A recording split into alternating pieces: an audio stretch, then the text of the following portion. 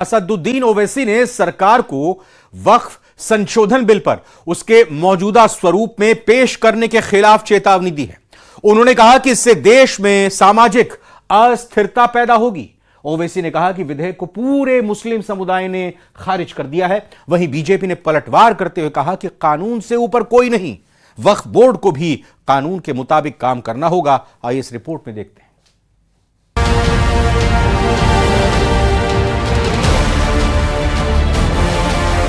वक्फ bill को लेकर सियासी घमासान जारी है। AIMIM प्रमुख असदुद्दीन ओवैसी ने सरकार पर मुसलमानों की जमीन छीनने का आरोप लगाया।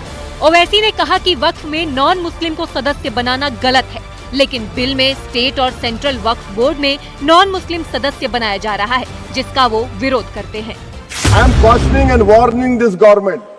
If you bring and make a waqf law in the present form, which will be violation of Article 25, 26 and 14, it will lead to social instability in this country. It has been rejected by the entire Muslim community. No waqf property will be left. Nothing will be left, I say. You want to make India Viksit Bharat? We want Viksit Bharat. You want this country to take back into 80s and early 90s? It will be your responsibility. Because as a proud Indian Muslim, I will not lose an inch of my masjid. Forget about a masjid. I will not lose an inch of my dargah. I will not allow that. केंद्रीय मंत्री गिरिराज सिंह ने ओवैसी के देश में अस्थिरता लाने वाले बयान पर पलटवार किया है। उन्होंने कहा कि असदुद्दीन ओवैसी गलतफहमी में ना जिए। कानून के ऊपर कोई भी नहीं है, हिंदू हो या मुसलमान। ये भारत का संविधान किसी के पिताजी का संविधान नहीं है और ओवैसी गलतफहमी में ना जिए। ये कानून की राज है और देश का प्रधानमंत्री नरेंद्र मोदी है। देश कानून से चलेगा। कोई समाज मुसलमान हो या हिंदू, कानून से ऊपर कोई नहीं है। बहुत डरा लिए देश को। ओवैसी ने सरकार पर सवाल उठाया तो इसका काउंटर करने वक्फ जेपीसी के अध्यक्ष जगदम्बिका पाल सामने आए। उन्होंने ओवैसी पर मुस्लिमों को गुमराह करने का आरोप भी लगाया। देखिए, वो देश के अल्पसंख्यकों के मन में भय पैदा कर रहे हैं। अभी तक उसी की राजनीति करते थे। उनको लग रहा है कि सरकार एक बेहतर कानून लेकर के आई है, तो अब निश्चित तौर से वक्त पे उनकी आगे की राजनीति नहीं हो पाएगी। तो अब वक्त की रिपोर्ट भी आ चुकी है, हम उसको सबमिट कर चुके हैं स्पीकर साहब को। अब ये कहना तो इससे साफ है कि कहीं न कहीं वो देश में अपनी राजनीति करने के लिए इस तरह का बयान ले रहे हैं। संभल से सपा सांसद जियाउर रहमान बर्क ने भी इस बिल का विरोध किया। उन्होंने कहा कि अगर वक्फ बिल पास होता है तो वो सुप्रीम कोर्ट तक जाएंगे।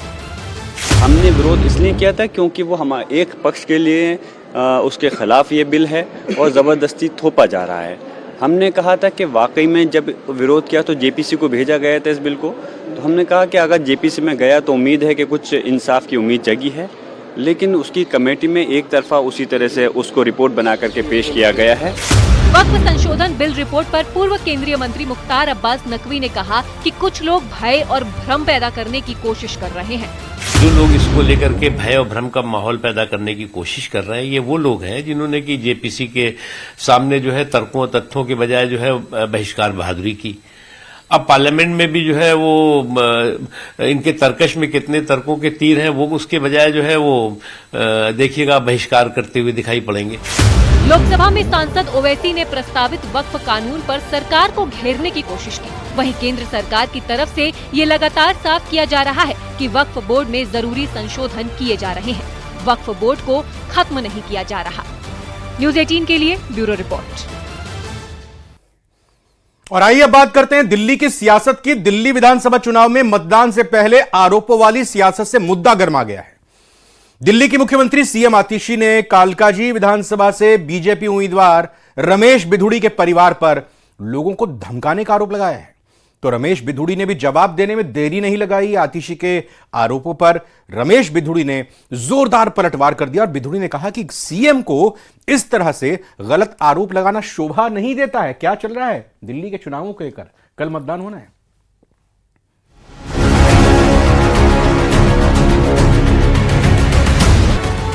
दिल्ली विधानसभा चुनाव में मतदान से पहले हाई वोल्टेज हलचल देखने को मिली। दिल्ली की सीएम आतिशी ने कालकाजी विधानसभा में बीजेपी उम्मीदवार रमेश बिधूड़ी और उनके बेटे पर चुनाव को प्रभावित करने के आरोप लगाए, जिसके बाद बिधूड़ी ने पलटवार करते हुए सोशल मीडिया हैंडल पर लिखा, हार की बौखलाहट से आप अपना संयम न खोए और लोकतंत्र में भरोसा रखें। कुछ दिन पहले आप लाइव आई थीं और कोई फोटो दिखाकर उसे मनीष बिधूड़ी बोल रही थी और आज किसी और को मनीष बिधूड़ी बता रही हैं।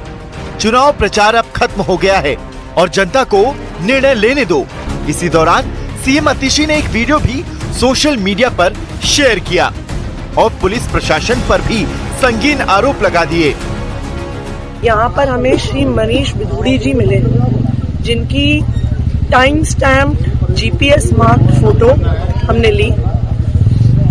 मुझे फिर पता चला कि मनीष बिधूड़ी रमेश बिधूड़ी जी के बेटे हैं। वो तुगलकाबाद गांव में रहने वाले हैं। साइलेंस पीरियड में इनको कालकाजी में होने का कोई भी अधिकार नहीं है। उसके बाद भी मेरे सामने भी इन्होंने हमारे कार्यकर्ताओं के साथ बदतमीजी करी, उल्टी सीधी भाषा यूज करी। आतिशी की इस शिकायत के बाद दिल्ली पुलिस एक्शन में आई और गोविंदपुरी थाने में रमेश बिधूड़ी के भतीजे और रवि दायमा के खिलाफ एनसीआर दर्ज कर लिया। लेकिन इस बीच एक और वीडियो सामने आया जिसमें आरोप लगाया गया कि आम आदमी पार्टी के कार्यकर्ता ने पुलिसकर्मी को थप्पड़ मारा। इन आरोपों के बाद गोविंदपुरी थाने में आप कार्यकर्ताओं के खिलाफ केस दर्ज कर लिया गया है।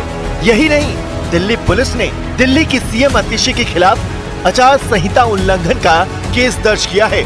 आतिशी पर 70 लोगों को साथ लेकर चलने का आरोप लगाया गया है।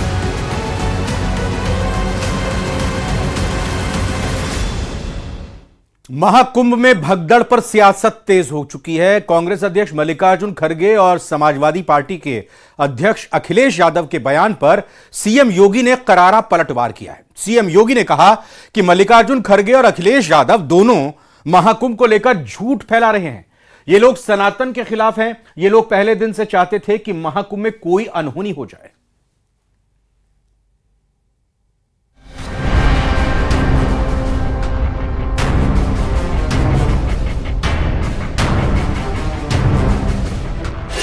महाकुंभ को लेकर विपक्ष लगातार सियासी वार पलटवार कर रहा है। राज्यसभा में महाकुंभ में हुई भगदड़ को लेकर कांग्रेस अध्यक्ष मल्लिकार्जुन खड़गे के बयान पर सीएम योगी ने आरोपों पर पलटवार किया है। मैं महाकुंभ में दिवंगत लोगों को श्रद्धांजलि देता हूं, जिन्होंने आज हजारों की संख्या में वहां पर अपनी जान दी है कुंभ में। कांग्रेस अध्यक्ष का यह कहना कि प्रयागराज कुंभ में मौनी अमावस्या के दिन हजारों लोग मर गए, हमें अफसोस होता है। एक इतना वरिष्ठ नेता, कांग्रेस देश की जो सबसे पुरानी पार्टी है, उसके अध्यक्ष से अपेक्षा की जाती है कि वो एक मर्यादित बयान देश की संसद में रखें।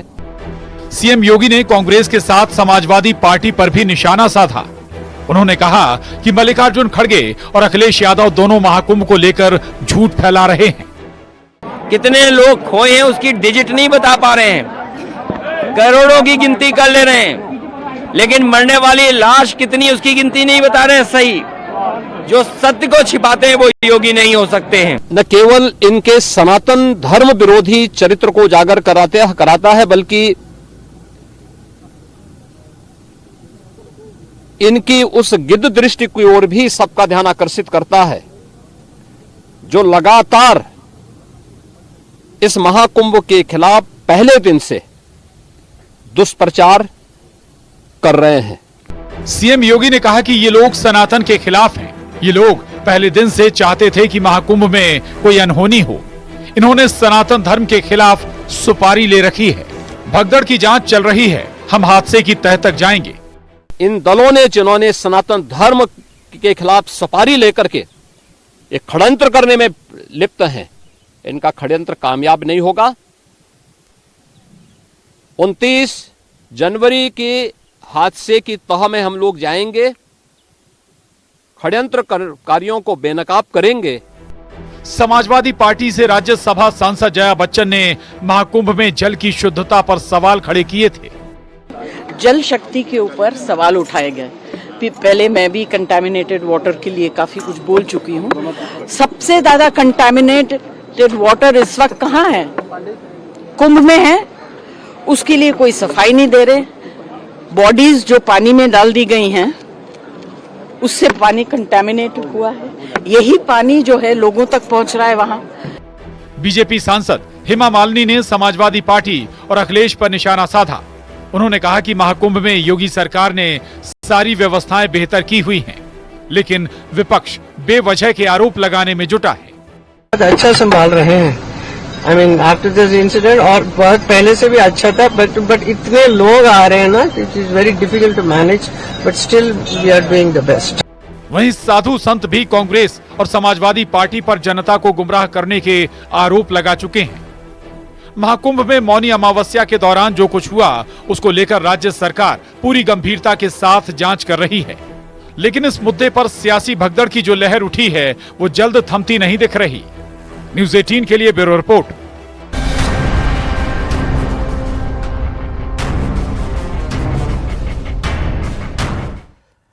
प्रधानमंत्री नरेंद्र मोदी कल माघ महीने की अष्टमी तिथि पर पवित्र त्रिवेणी में डुबकी लगाकर देशवासियों की कल्याण की कामना करेंगे। स्नान के बाद पीएम संगम तट पर ही गंगा की पूजा करेंगे। मंगलवार को प्रयागराज पहुंचे सीएम योगी आदित्यनाथ ने पीएम मोदी के आगमन की तैयारियों का जायजा लिया। इस रिपोर्ट के जरिए देखते हैं।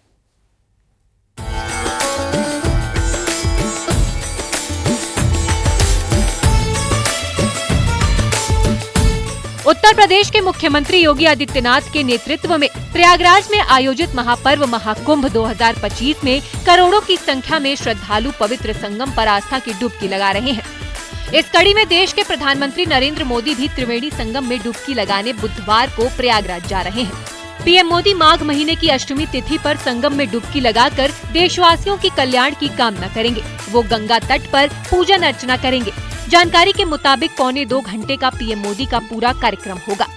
बता दें कि पीएम मोदी सुबह 10:05 पर प्रयागराज के बमरौली एयरपोर्ट पहुंचेंगे। पीएम मोदी एयरपोर्ट से हेलीकॉप्टर से अरैल के डीपीएस हेलीपैड पहुंचेंगे। वहां से सुबह 10:50 पर पीएम अरल घाट के निषाद राज क्रूज के जरिए महाकुंभ पहुंचेंगे।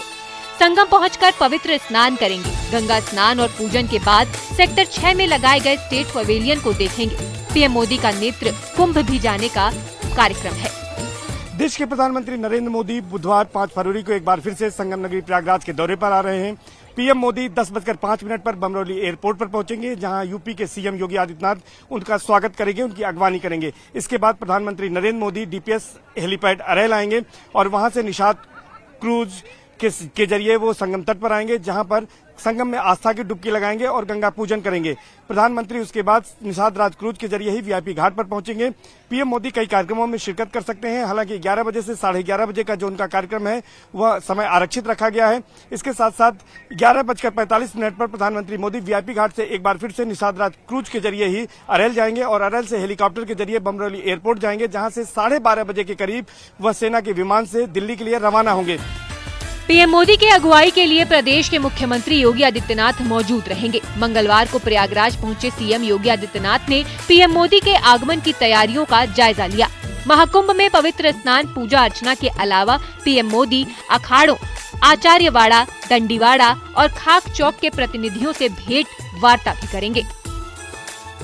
पीएम मोदी से पहले उपराष्ट्रपति जगदीप धनखड़, गृह मंत्री अमित शाह और रक्षा मंत्री राजनाथ सिंह महाकुंभ के त्रिवेणी संगम में डुबकी लगा चुके हैं। इनके अलावा सूबे के मुख्यमंत्री योगी आदित्यनाथ समेत उनकी पूरी कैबिनेट और पूर्व सीएम अखिलेश यादव भी महाकुंभ में डुबकी लगा चुके हैं। बता दें कि प्रधानमंत्री ने महाकुंभ के पहले 13 दिसंबर 2024 को संगम तट पर गंगा की आरती और पूजा का इस महाआयोजन के सकुशल संपन्न होने की मंगल कामना की थी। Bureau report, news 18।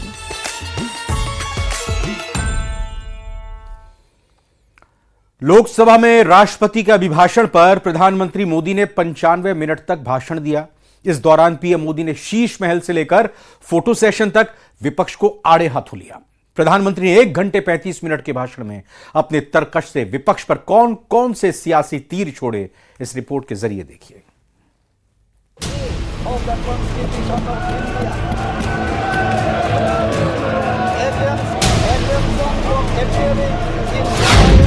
संसद में पीएम मोदी की हुंकार। देशवासियों का जीवन छलनी कर दिया गया था। आप कांग्रेस पर डबल प्रहार। कुछ नेताओं का फोकस घरों में जकूजी पर। फोटो सेशन से लेकर शीश महल तक वार। लोकसभा में राष्ट्रपति के अभिभाषण पर धन्यवाद प्रस्ताव के दौरान पीएम मोदी ने 95 मिनट तक संबोधित किया। इस दौरान प्रधानमंत्री ने सबसे पहले राष्ट्रपति के अभिभाषण पर सवाल उठाने वालों को करारा जवाब दिया। उन्होंने कहा कि राष्ट्रपति के संबोधन में विकसित भारत के लिए एक नया विश्वास जगाने वाली झलक है, लेकिन जो लोग गरीबों की झोपड़ियों में फोटो सेशन कराकर अपना मनोरंजन करते रहते हैं, उन्हें संसद में गरीबों की बात बोरिंग ही लगेगी। राष्ट्रपति जी के अभिभाषण के बाद एक महिला राष्ट्रपति जी एक गरीब परिवार की बेटी, उनका सम्मान न कर सके, आपकी मर्जी, लेकिन क्या क्या कहकर उनको अपमानित किया जा रहा है।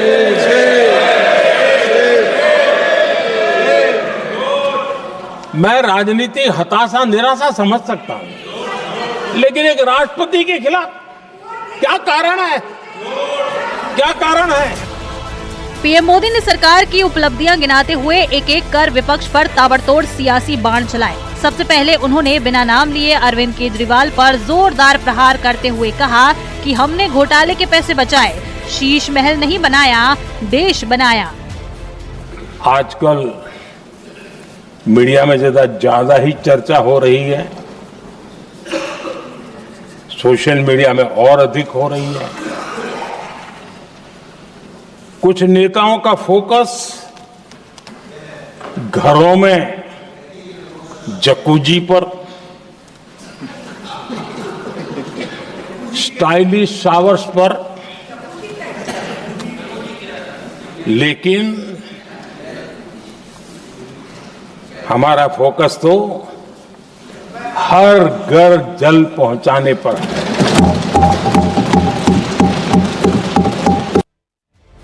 आम आदमी पार्टी के बाद प्रधानमंत्री ने गांधी परिवार पर भी करारा प्रहार किया।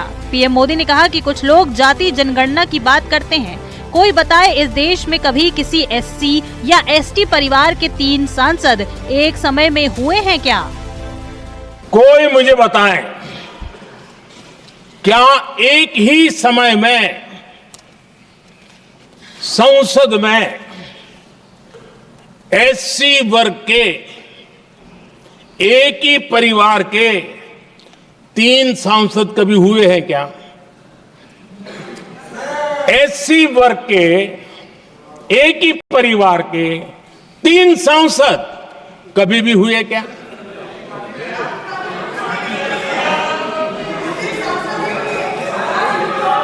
मैं दूसरा सवाल पूछता हूं, कोई मुझे बताए कि एक ही कालखंड में, एक ही समय में संसद में एसटी वर्ग के एक ही परिवार के 3 एमपी हुए हैं क्या?